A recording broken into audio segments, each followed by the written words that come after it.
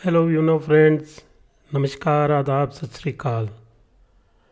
दोस्तों, ये जो आप स्क्रीन पर देख रहे हैं ये Punjab and Haryana high court का पेज है।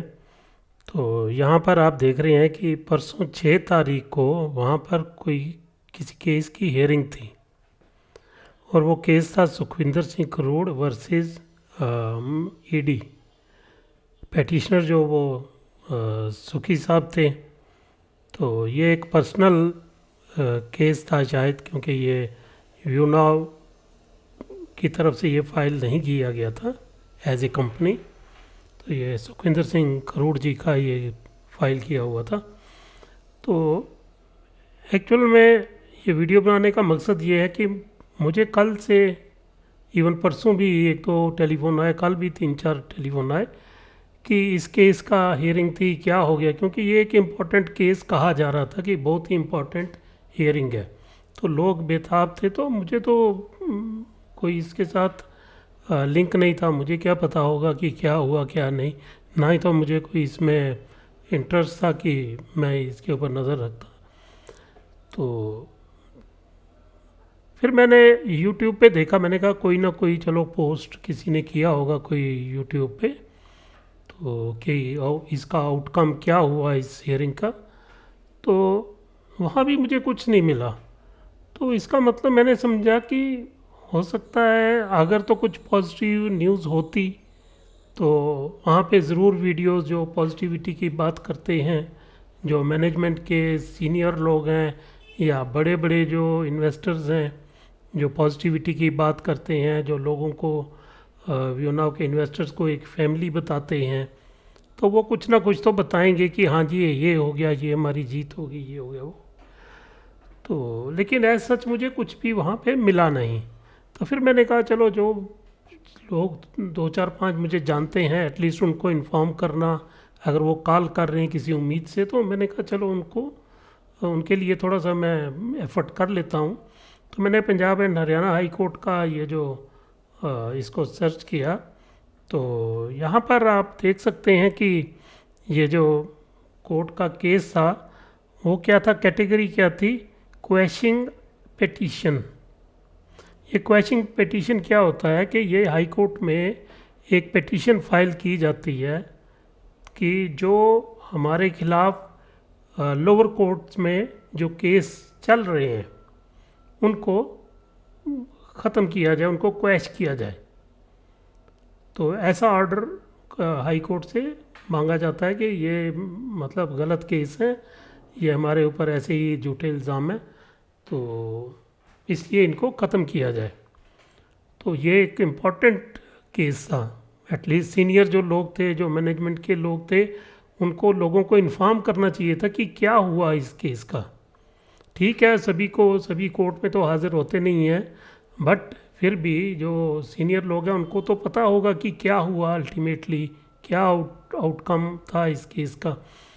तो क्योंकि वकीलों से तो वकील इनको बताते तो होंगे, ब्रीफ करते तो होंगे, तो उनको एटलीस्ट ये लोगों को थोड़ा सा बताना चाहिए था कि क्या हुआ, लेकिन नहीं बताया उन्होंने। तो इसलिए लोग आगे पीछे से कहीं से भी जो भी उनको सोर्स मिलता है वहाँ से पता करने की कोशिश करते हैं।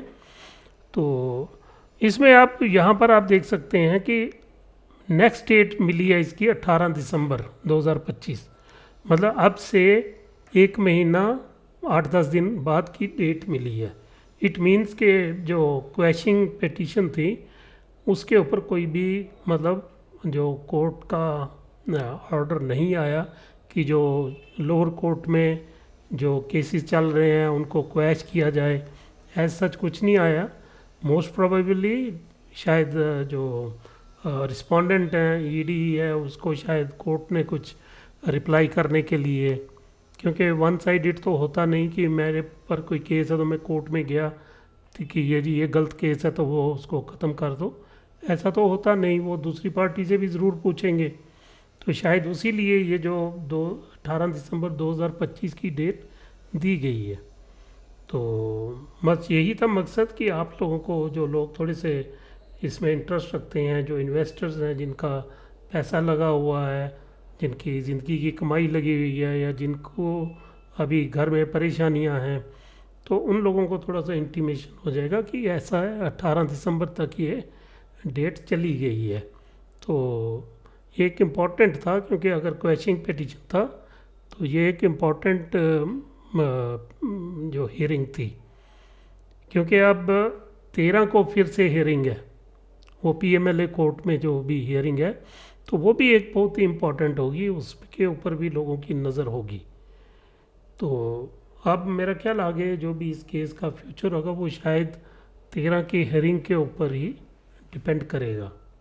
तो ठीक है दोस्तों, बाकी अब मुझे पता है बहुत से लोग आ जाएंगे कमेंट करने के लिए, कुछ मेरी एज के ऊपर करेंगे, कुछ मुझे ऐसा वैसा कहेंगे, कुछ नेगेटिविटी की बोलेंगे, जी नेगेटिविटी फैला रहे हो, लोगों को आप पैनिक कर रहे हो।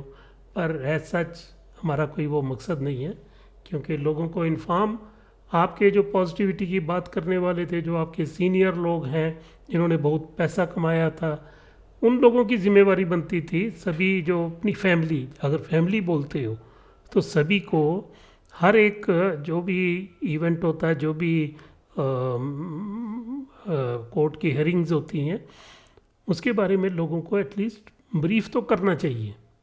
अगर वो नहीं करते तो कुछ लोग अगर किसी थर्ड पार्टी से लाइक मी या किसी और से अगर कांटेक्ट करते हैं, तो अगर वो जवाब देते हैं तो ये नेगेटिविटी फैलाने का मकसद नहीं है, बल्कि नेगेटिविटी उनकी वजह से फैल रही है जो जिम्मेवार होते हुए, जिन्होंने लोगों के पैसों से पैसा कमाया है, वो लोगों को इंटीमेट नहीं कर रहे, वो लोगों को इन्फॉर्म नहीं कर रहे। एक्चुअल में नेगेटिविटी वो फैला रहे हैं, क्योंकि लोग पैनिक हो रहे हैं कि 6 को तारीख थी, उस तारीख में क्या हुआ, ये इसी बात के ऊपर लोगों में पैनिक था।